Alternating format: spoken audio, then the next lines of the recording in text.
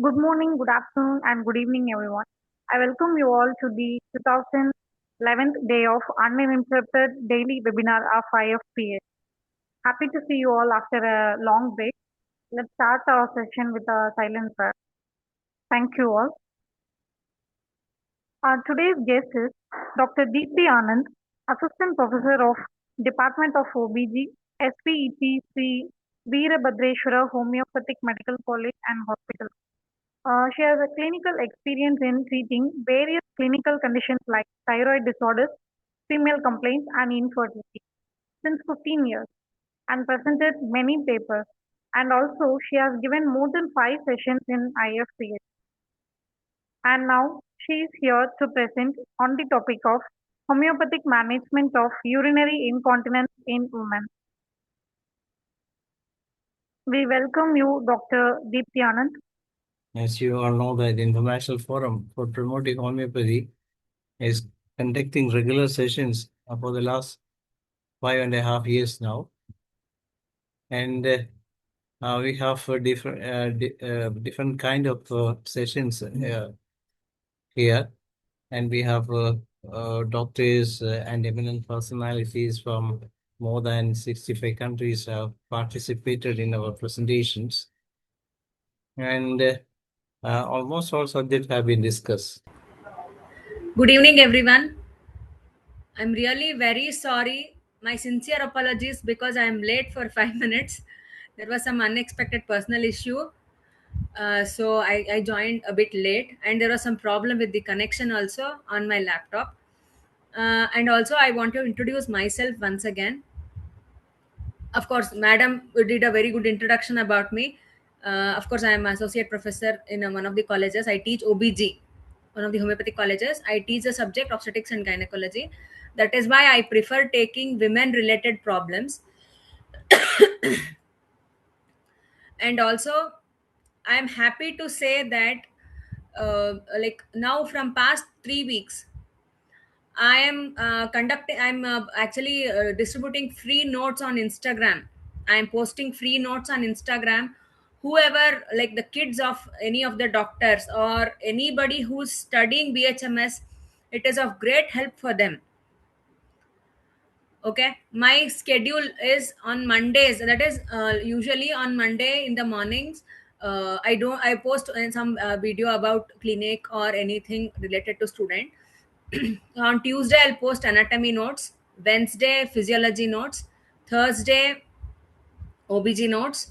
Friday, no, I don't post anything. Saturday, I post surgery notes.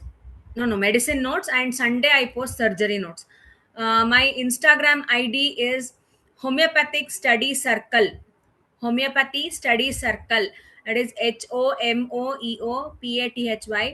Study Circle. STUDY Study Circle. CIRCLE. Under the name Deepthi Murthy.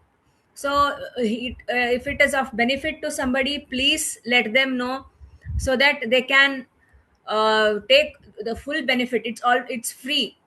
Okay, I'm not charging anything for that. It's completely free.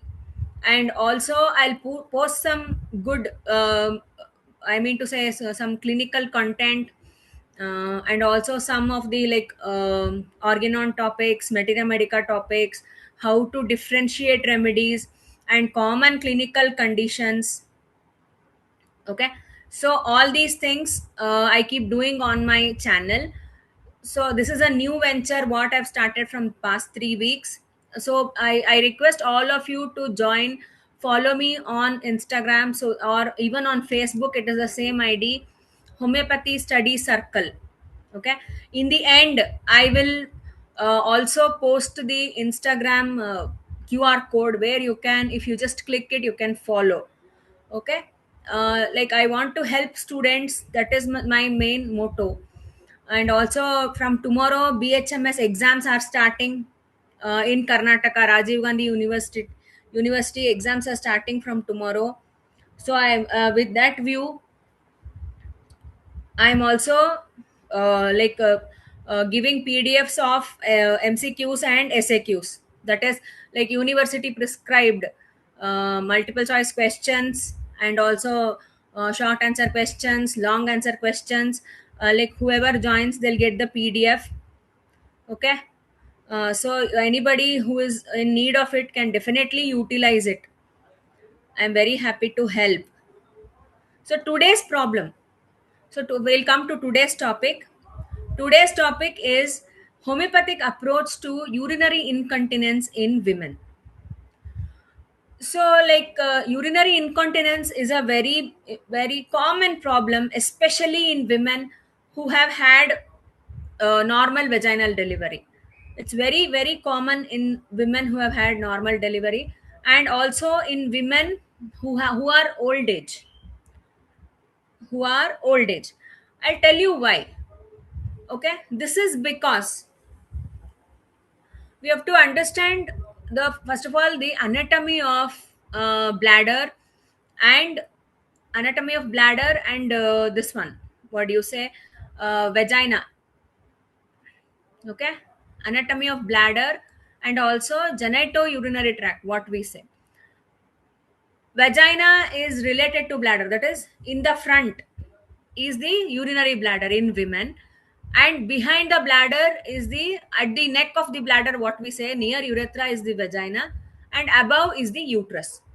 Okay, so like as I explained, see, if this is the urinary bladder, uterus is like this above the urinary, this is the lateral view what I'm showing you. This is the urinary bladder, this is the neck of the bladder. If you imagine this, this is how uterus is placed on the urinary bladder, and this we can say as the vagina. Okay, so it is very closely related. That is why any problem to the bladder will definitely affect the uterus. Okay, and also in women, the disadvantage in women is that the urethra is short, very short in women. That is the most common, that is the most important point what we have to understand. Urethra in women is very short. This is the main reason why there is incontinence, why there is repeated urinary infection.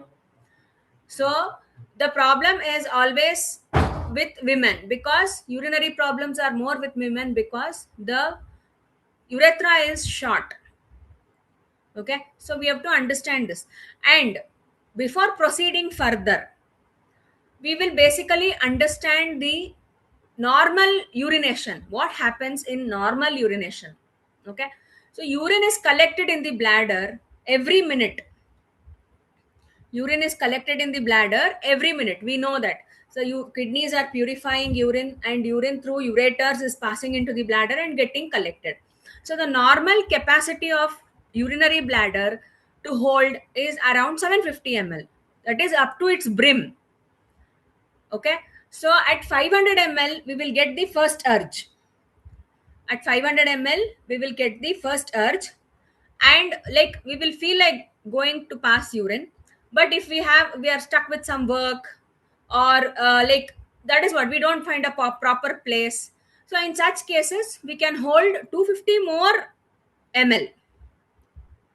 Okay, just a second.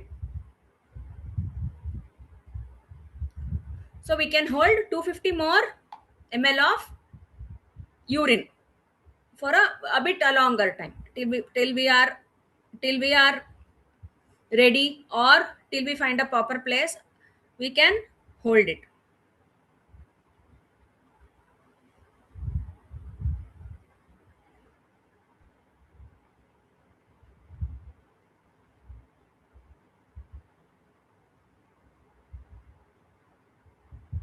So we have to understand normal maturation properly to understand incontinence. So the bladder muscle is called detrusor muscle. Okay, when we get the urge to urinate, the pressure inside the bladder, what we call as the intravesicular pressure, is always lesser than the intraurethral pressure. Okay, this is a very important point what we have to understand, because the intravesicular pressure is always lesser than the intraurethral pressure. And once we get the urge, and once we have the proper place, the intravesical pressure in no, this is the PPT is not there for this, I'm just explaining. I'll show you the images when we start incontinence. Okay, so the intra vesical pressure increases and there is relaxation of urethra. This is normal, that is why there is no PPT for this. Everybody knows this. I'm just brushing up a bit about it. So the intravesical pressure, when we get the urge and when we find the proper place to go and urinate, the intravesical pressure increases. It's voluntary, and the intraurethral pressure decreases, and there is relaxation of the urethra. And urethra has two sphincters, I mean to say two aura, one the internal os, the external os. So both of them relax and urine is passed out. Okay, this is clear. But what happens in incontinence? Incontinence, there may be a problem. First problem may be the bladder muscle itself, or the second problem is the urethral problem, or if these two both are okay, there may be like what we call as stress incontinence. There is sudden like maybe anxiety, or what do you say, inability to handle pressure, psychosomatic problems. Okay, these will cause, I'll just come back, these will cause psychosomatic problems. I want to share the screen. Okay, as you can see in incontinence,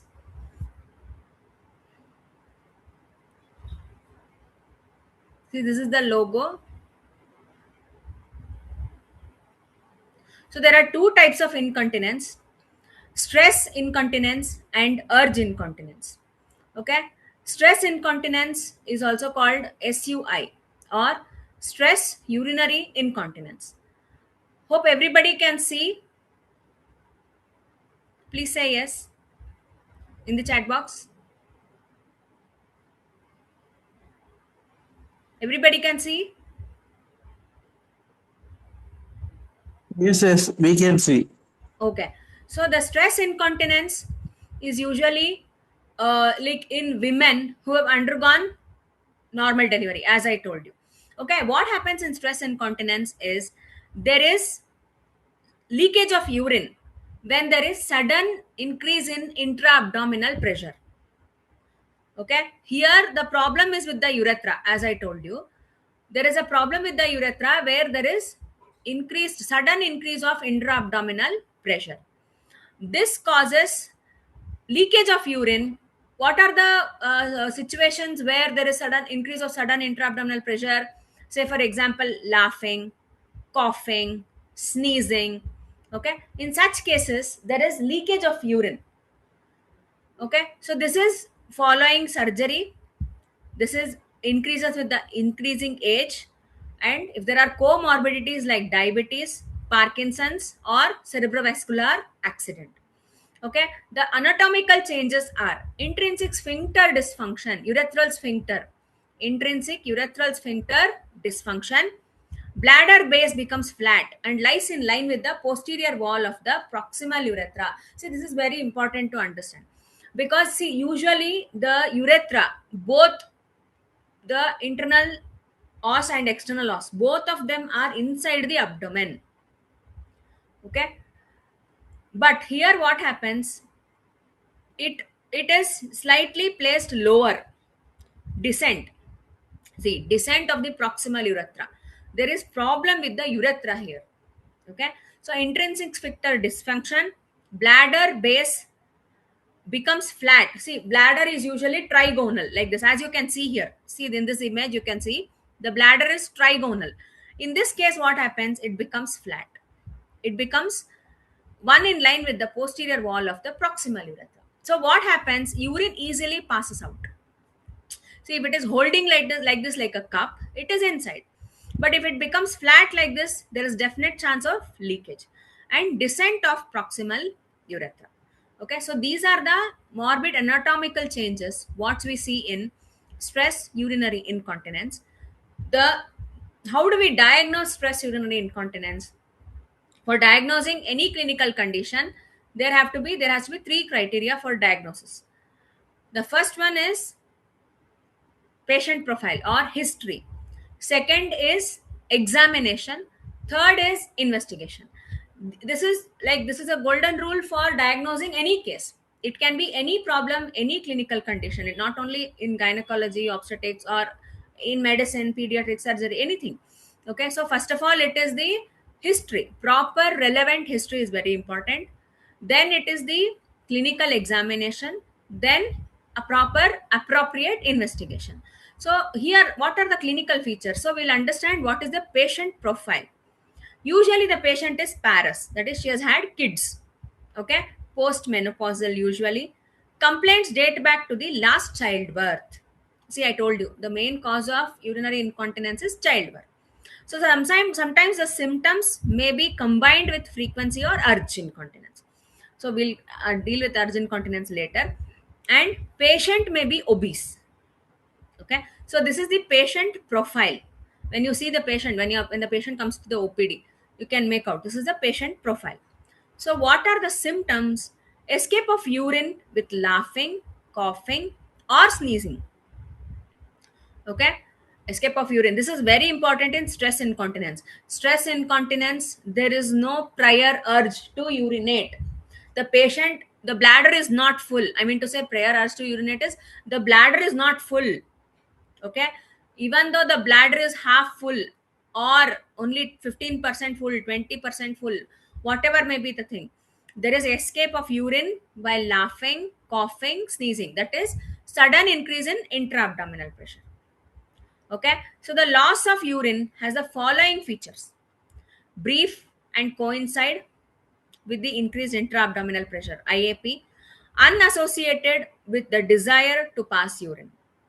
Unassociated with desire to pass urine. I told you there is no urge to pass urine. Rarely occurs in supine position or during sleep. It rarely occurs when the patient is lying down or during sleep. Patients are fully aware of it. Patients know that when they cough, there is escape of urine. So this is very common complaint in especially women over the age of 35 years. This is a very common complaint. So only I wanted to discuss this today. Okay, and the amount of loss is very small. Clear? Next. So detail of medical history, surgical history, and current medications must be noted. Details of medical history to rule out diabetes, hypertension, cardiovascular disease, or stroke, or Parkinson's, or any other psychiatric treatment if the patient is taking. All history should be taken properly. Surgical history, because as we can see here, it is following surgery also. We can see that it is following surgery also, this problem may occur. So that is why details of surgical history, current medication must be noted. Local examination. So this is very important to differentiate between stress incontinence and urge incontinence. So the local examination, what we do, pelvic examination should be done with full bladder. This is the most important criteria. Pelvic examination should be done with full bladder, and some degree of pelvic relaxation with cystocele or cystoerythrocele is usually seen. Some degree of prolapse may be seen in elderly women. Okay, some degree of prolapse also may be seen. It is not compulsory, it may be seen. So how do we do the examination? The local examination is, you make the patient lie down and ask her to cough. When she coughs, you can see that there is escape of urine from the urethra. Okay, this confirms the urinary incontinence. Okay, so what are the investigations we have to do? Midstream urine examination to rule out infection. Midstream, that is, a patient is asked to void urine midstream. Like first part is not collected, in between part is collected, and that is sent for test. Pad test, that is, you ask the patient to wear a pad for some 1 hour, 2 hours or something. You before a patient is wearing the before the patient wears the pad is weighed. The weight of the pad is calculated, and after, for 1 or 2 hours, the pad is again weighed. That is, the weight is checked. Then you can see that the weight has increased due to presence of urine. Okay, these are the special investigations what we do to know, to diagnose stress urinary incontinence. Okay, next, urge incontinence. In urge incontinence, there is problem with the muscle. So there was problem with the urethra. Here there is problem with the muscle. There is detrusor instability. Detrusor is the muscle of the urinary bladder. There is problem with the detrusor instability. Detrusor instability is common in elderly group. So there we can see about in the age group of above 35, 38, 40. Okay, but here it is usually seen in very elderly women, 60 plus women, postmenopausal 60 plus women. It is associated with, generally it is associated sometimes in 15% of cases with genuine stress incontinence. Okay, overall incidence of urge incontinence is around 10%. So urge incontinence is of two types: motor urge incontinence, sensory urge incontinence. So motor urge incontinence is also called as unstable bladder. So what is the definition? An unstable bladder is defined as one that is shown objectively to contract spontaneously or on provocation during the filling phase while the patient is attempting to inhibit urination. So this is very important here. Here the patient is trying to inhibit urination. She doesn't want to pass urine. But even then, there is the bladder contracts spontaneously. Okay, unstable bladder is defined as one that is shown objectively to contract. It contracts spontaneously or on provocation during the filling phase while the patient is attempting to inhibit micturition. Okay, so what are the causes? Anxiety, idiopathic, psychosomatic, following surgery, detrusor hyperreflexia like in multiple sclerosis, spinal injuries, diabetes, and cerebrovascular accidents. Okay, so pathophysiology. What is the pathophysiology of urge incontinence? It is obscure. It is not very definite or obvious. Okay, there may be increased alpha adrenergic causing increased detrusor contraction, which leads to relaxation of urethral sphincter. So this is what we feel when we have urge to urinate. Okay, here even though the patient bladder is not full, or even if the patient bladder is full, there is detrusor hyperreflexia. That is, it is stimulated more. Okay, then urine in proximal urethra, detrusor overactivity causes incontinence. Okay, so what are the symptoms? There is involuntary loss of urine without prior urge. Here also there is no urge, but in the filling phase with sudden detrusor activity. Okay, here the problem is with the detrusor muscle. Sudden detrusor activity. There it was increased intra-abdominal pressure. In say stress incontinence, in motor urge incontinence, it is motor muscle problem. Muscle is at problem and it causes incontinence. Urgency, frequency, nocturia, and bedwetting. So these are the associated symptoms. Urgency, she cannot hold the urine at all. Frequency, repeatedly she has to go. Nocturia, it is more in the night. And bedwetting, the patient may pass urine in the bed only without knowledge. See, generally in bladder trained individuals, what we say, adults, after the, like adults, not only adults, even bladder trained individuals, we generally train.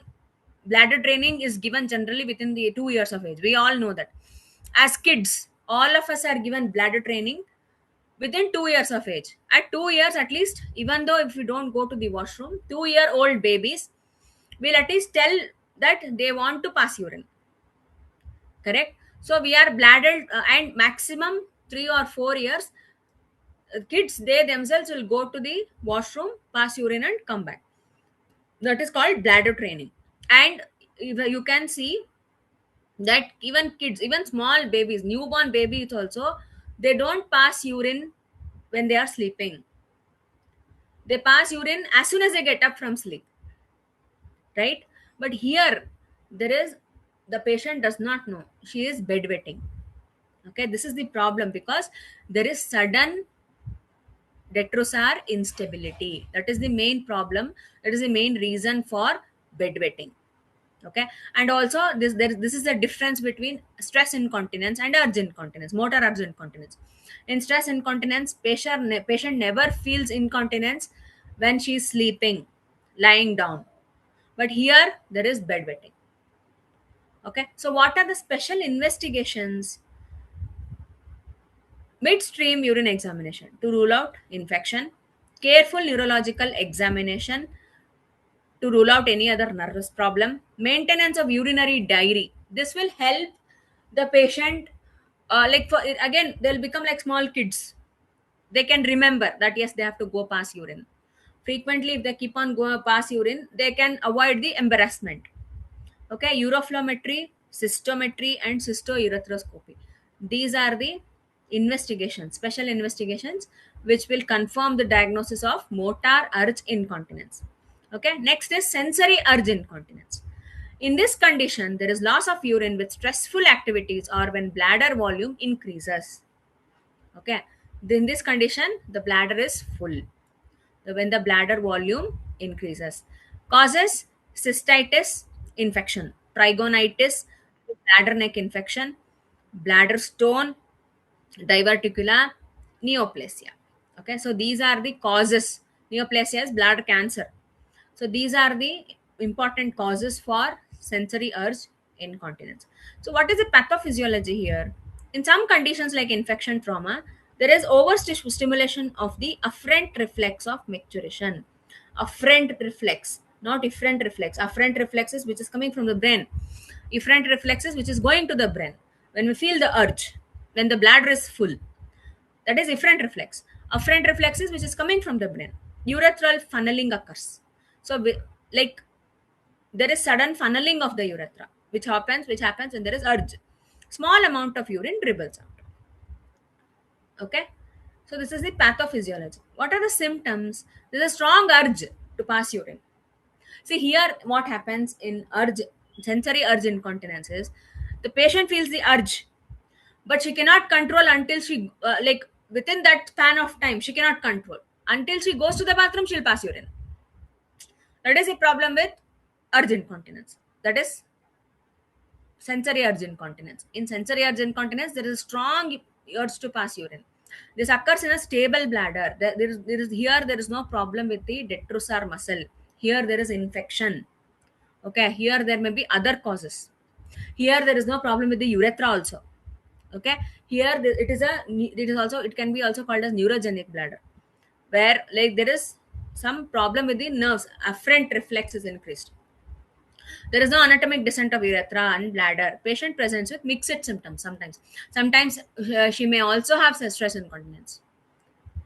Okay, and urodynamic studies show absence of detrusor activity, marked variation of urethral pressure. So urethral pressure is not stable. That is because there may be sudden funneling of the urethra. Okay, so this is about the incontinence.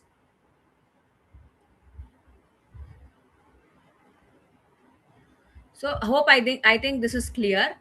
So I see why the more one more reason why I wanted to discuss this problem today was that like this is a very common problem in women, and also it is a very embarrassing problem.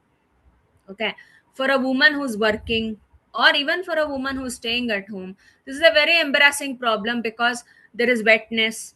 See, we all of us are doctors, and I'm discussing this openly because all of us can educate the patient, counsel the patient.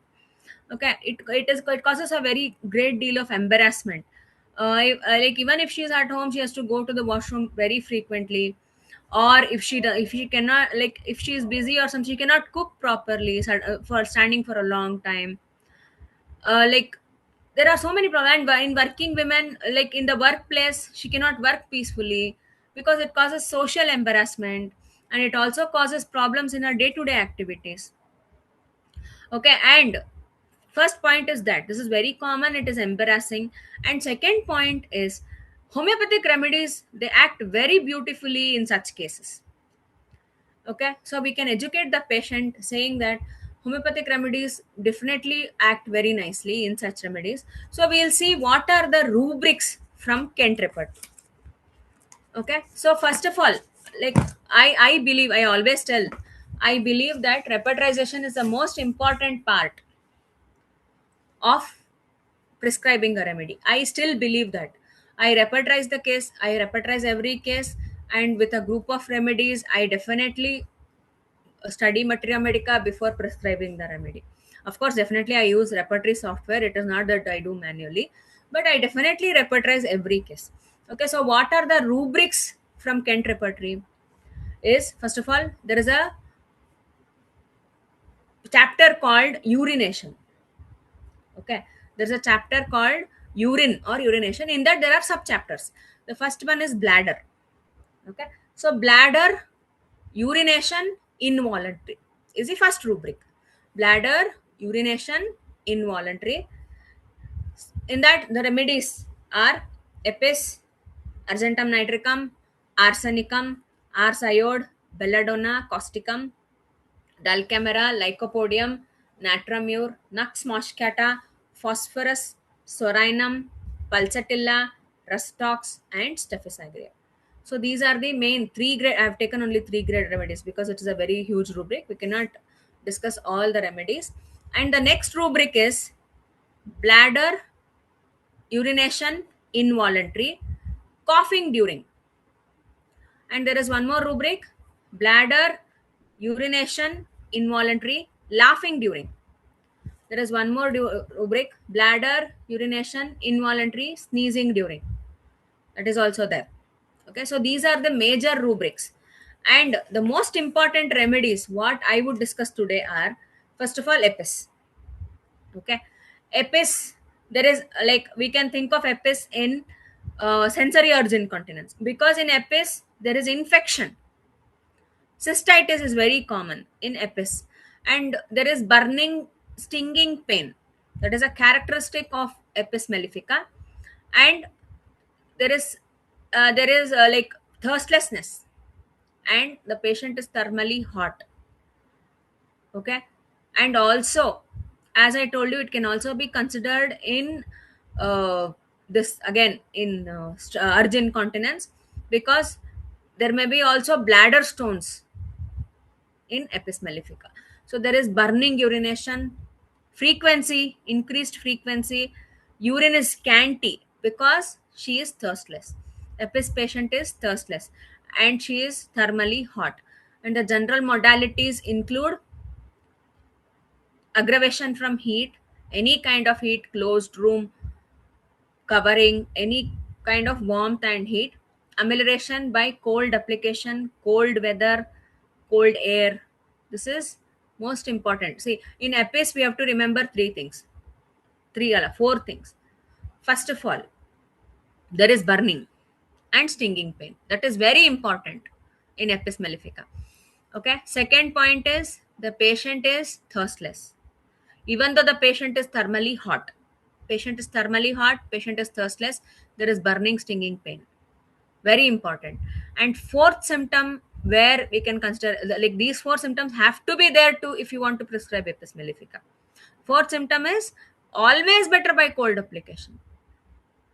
Okay, so this is Apis mellifica. So next is arsenic. We'll think of arsenic alb.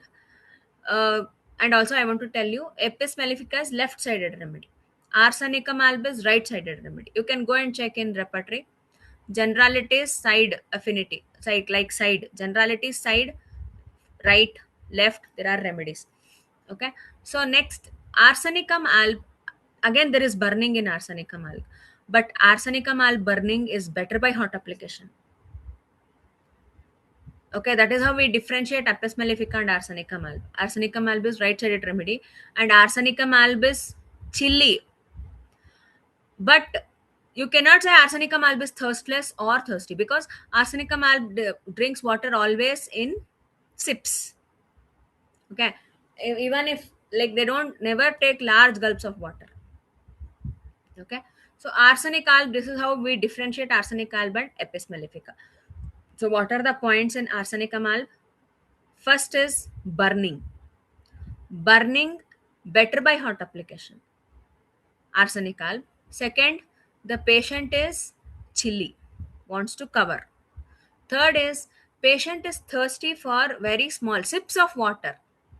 It is not, you cannot say it is thirsty, because if you see in Kent repertory, arsenical mal is listed even in thirstless remedies. It is listed even in thirsty remedies. But that is what? Thirstless is, the patient will not drink large quantities of water. That is why it is listed under thirstless. But it is thirsty because she drinks only sips of water. Okay. So these are the three important points if you want to prescribe arsenicamide. There is burning, better by hot application. That is arsenicamide. So next remedy, what we can consider is belladonna. Belladonna, like belladonna stage, all of us know it is congestion. So there has to be infection. If you want to prescribe belladonna, it has to be cystitis. Very strong cystitis with fever, chills, hot head with cold extremities. Okay, patient is thirsty, patient is delirious. Like, it is not that in all patients you can see delirium, but fever is high grade in belladonna. And generally the patient does not come to us in belladonna stage. Patient comes to us only after passing belladonna stage. Okay, belladonna is given in very initial stage of fever, especially even urinary problems. Again, there is burning also. Okay, if there is incontinence in such cases. Okay, next, causticum is a very important remedy for stress incontinence. Causticum is the remedy, it's a very important remedy actually for stress incontinence, like involuntary urination, like coughing, while coughing, laughing, sneezing. Causticum is a very important remedy. And how do we what do we do in causticum? How can we see in causticum? Causticum actually is a very nervous remedy. Okay. Uh, and the patient is like cloudy weather, patient is better, she is better, she says. Of course, she's chilly and she's thirsty, and there is no burning. This is the keynote symptom actually of causticum. Okay, and other symptoms, like she has this what do you say, like some of the very strong mental symptoms in causticum. Like she's very sensitive to what do you say, that pain, I mean to say pain of others. She's very empathetic, sympathetic. Okay, she's very sensitive to pain of others, even animals, in fact. Okay, if the causticum patient cannot see if somebody is hitting a, what do you say, like a ox, horse, or somebody when they are riding in that. Even such small details, see, there is a very slight difference between even, of course, all of us are sympathetic if somebody beats animals. If somebody is beating an animal, even we feel sympathetic. But causticum patient will suffer from it. That is the characteristic of causticum. The patient will suffer. The patient, like that keeps on going in her head, like that, how, like he bet that animal, like how he was so brutal. And intolerance to injustice. Like if somebody says, like, see, this is what happened with me, that keeps on going in her mind, and she starts suffering from that. Even what we do generally, all of us, what we do, if we are not causticum, if we don't have any causticum symptoms, what we do, we say, ayo papa, papa che, it happened. And we will leave it, forget, and we just carry on with our work. But causticum patient is not like that. She'll feel very bad to that extent that she'll start having symptoms, and she cannot take it out from her mind. That is causticum. And especially, that is a keynote, involuntary urination while coughing is causticum. Like there is, like you can see, there are only three or four remedies in Kent repertory. Causticum is 3 plus, that is first grade remedy. Okay, next, dulcamera. Again, in dulcamera there is infection of the bladder, and dulcamera patient is definitely chilly. And in dulcamera patient, there are other associated symptoms like allergy, skin is allergic, any cold wet weather, especially like uh, infection in rainy season causing incontinence of urine. You can think of dulcamera, because dulcamera patient is very much affected by cold and wet weather. Okay, so next is natromure. Sorry, before that, lycopodium. Lycopodium, again, you can think of incontinence of urine in case of kidney stones, uretric stones, bladder stones, kidney stones. there is incontinence. And lycopodium is right sided remedy. Lycopodium patient is slightly towards hot, not very, like, not that very hot, but slightly towards hot. You can say hot 2 plus, chilly 1 plus, lycopodium patient. And of course there are other symptoms which we can see in lycopodium, like again in case of thirst also, patient is either like neither very thirsty nor very thirstless, lycopodium patient. Other symptoms like desire for warm drinks, warm food. Okay, all these symptoms are in lycopodium, especially right sided kidney stone. Patient has infection and incontinence of urine. So this is lycopodium. Okay, next is nux moscata. In nux moscata, the characteristic of nux moscata is dryness. Okay, there is general dryness in nux moscata, which causes the problem. Dryness is so much intense that the eyes are dry, mouth is dry, all the mucous orifices are dry. But the characteristic of nux moscata is she's so thirstless that she'll only put water inside the mouth and she'll spit it. She'll not at all feel like like drinking water. Such intense thirstlessness you can see again in pulsatilla. Okay, but nux moscata patient is chilly, pulsatilla patient is hot. Pulsatilla patient craves attention. There is no dryness, but nux moscata patient there is extreme dryness. Okay, again in nux moscata patient there is infection of the bladder, cystitis, trigonitis, and there is incontinence with intense dryness and thirstlessness. We can think of nux moscata. And the next important remedy is Staphylococcus aureus. See, in Staphylococcus aureus, all of us know there is infection. Staphylococcus aureus is the remedy for honeymoon cystitis. There is nervousness, irritability of the urethra. Okay, so that is the problem.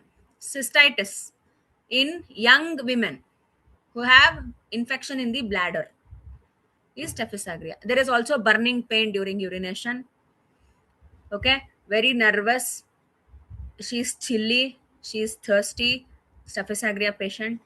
So in women who are exposed to, I mean to say, intercourse shortly, I mean to say newly married, okay, she has like it is quite common. But if it continues into incontinence, see, cystitis is quite common in women who are newly married and who are exposed to intercourse like recently. But if it continues into incontinence, then we can think of Staphylococcus aureus. Okay, so this is the materia medica therapeutics, what we can say of incontinence of urine. Okay, I'm very sorry I didn't have there is not much of a time for question answer session. I'm sorry, Danish sir. So here I end my presentation. Any questions? Definitely, I'll try to answer how much ever possible. Whatever little knowledge I have, I'll definitely tell you. Thank you.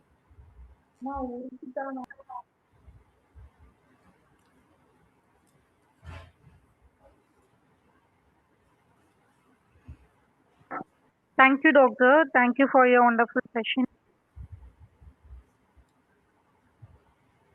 Am I audible? Yeah. You're audible. Yeah. Really, your session was very nice, doctor. All your explanations was very sharp and clear. It was very easy to understand.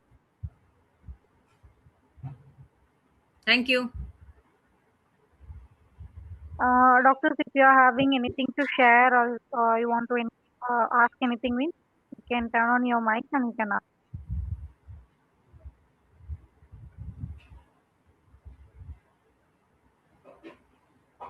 Yes, Dr. Nityanand, it's really a very good session. Even though we started a little bit late, but the presentation was superb, I must say. Because of that, even you were able to cover almost all medicines that come across incontinence treatment. Anyway, yeah, I would Thank you, like sir. to I would like to say a few things, because you being associate professor from a homeopathic medical college, nowadays what we find is that most of the junior doctors are struggling to get practice, because the over teaching of this anatomy, physiology, pathology, practice of medicine. I like that, but the more what the students are lacking is the knowledge in materia medica and the application of organo. This is to be we need to give more time for that, and we need to give more importance to that, because we know that there were time when there were no there were people who were having a high knowledge in other field, and they are established professionals from other field. They are practicing homeopathy. They know only a little bit of anatomy, physiology, pathology, but their practice was so superb, because they were fully dedicated the time to study the materia medica and the organelle. That's the reason why they got to such wonderful cures, and they were the person who were here to promote homeopathy among public in those days. But now the thing is that most of the doctors coming from colleges believe that I am a doctor, and so I have to treat the disease rather than the patient. But that need to be changed. And we need to teach each and everyone what is the basic difference between a patient in disease and what is the disease. So how to differentiate each patient. That's the reason why they try to prescribe fever, belladonna for fever, cough, brownia for cough, like that, apple cider for diarrhea, naxomica for indigestion, like that. But actually, that need to be changed.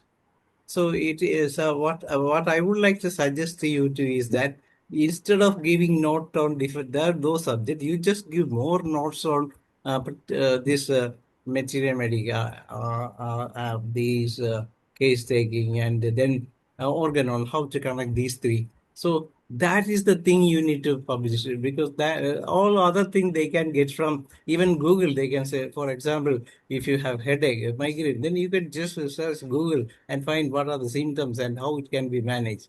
But nobody can understand how one can differentiate a Pulsar patient from Naxomica patient, because they both are people used to give them both these medicine for these abdominal conditions. So this is what I would like to add, because not only that, you can do one thing also. You can give more successful stories, because that in short time, because people doesn't even people some people believe that homeopathy is for children's disease, or homeopathy is for those people who are having asthma, like that. But we can we will have to show the world that homeopathy is working in almost every disease that comes on the way. That's the point I would like to add to your, because you being a very emotional person who can do a lot of emotional person, in the sense you are more connected with homeopathy, and you want to promote homeopathy at any cost, and you want to improve the quality of doctors. So the quality of doctors need to be changed in our materia medica, homeopathic application of our fundamental laws, rather than simply teaching. You just drop all those ideas. That is what my suggestion, because don't give such not anymore. That is not at all necessary, because we have a lot of textbook available in this Google. Anybody can search and find anything. So better not to do that. But instead, you just teach these things. You may come up with some of the successful stories every day. You can for even a fever case can be explained in 3 minutes or 5 minutes. That is the best Definitely, thing. definitely. That's what. Definitely, sir. Yes, sir. I definitely agree with you.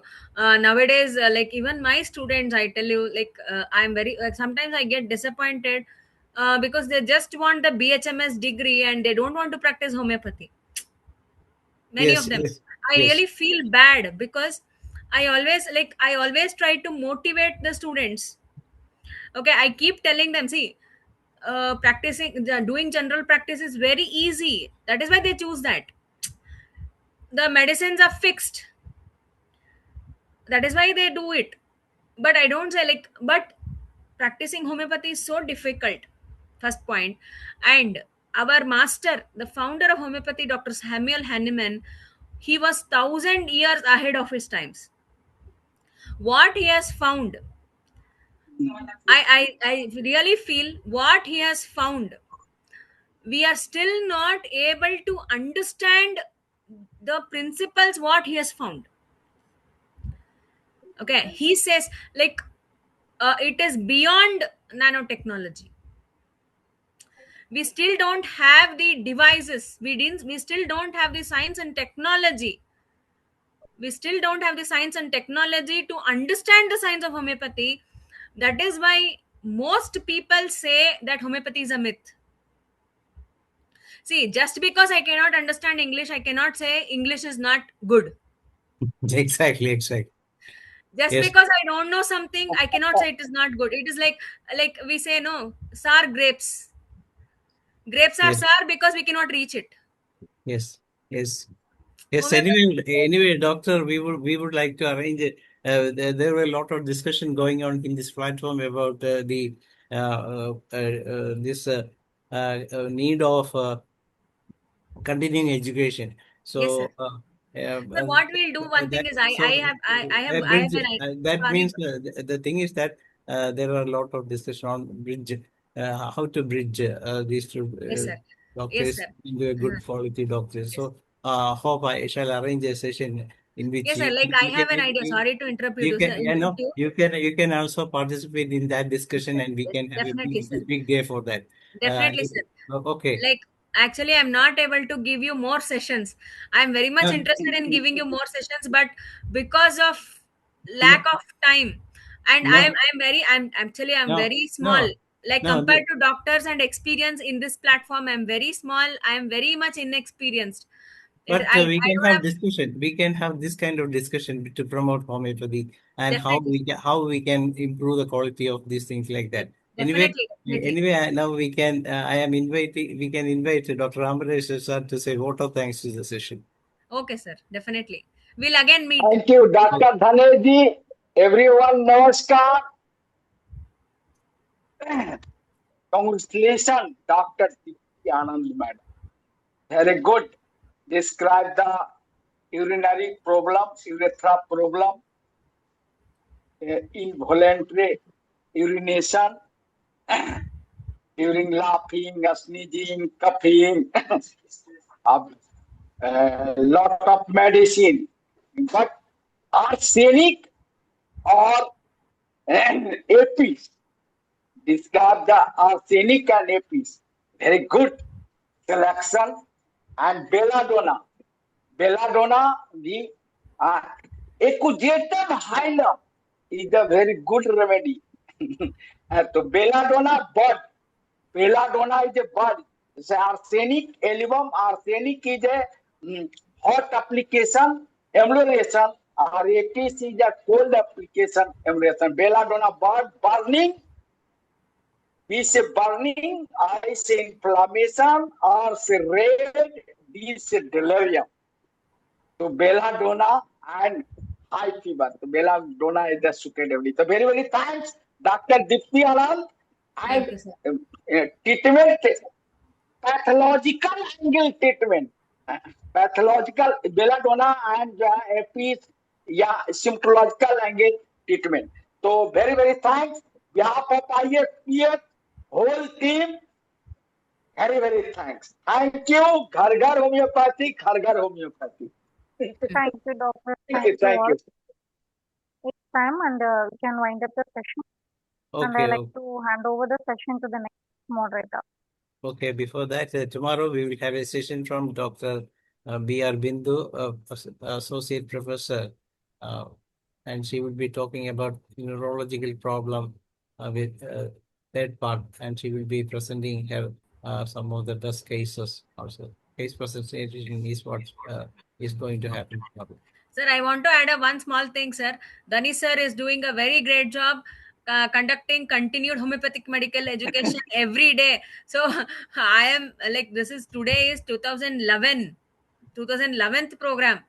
So like, consistency, you are really great with consistency, sir. Really, Thank you. hats off to you for being so consistent in conducting sessions. I'm It's really not happy, my, and I'll definitely look I- forward to participate again in next 2 or 3 months. okay, madam. It is not my own work. I am not alone. It's a team IFBS. Definitely, definitely, sir. And hearty congratulations and hats off to the whole team. I'm yes. very happy. Like, for the consistency you maintain is You can something to you the may greater level. kindly share the videos to your students and ask your doctors to subscribe. Definitely. We are not charging any money for that. Yes, sir. And, I know. Even I am sharing. Even yes, I yes. share with the student, and I also will like tell some of any of my colleagues who are interested to present. Definitely, I'll Yes. tell them also. Welcome, welcome, welcome. Thank you. Yes, sir. Thank you, sir. Good night. Good night, all of you. Over to Dr. P. Shaila to moderate the Malayalam session.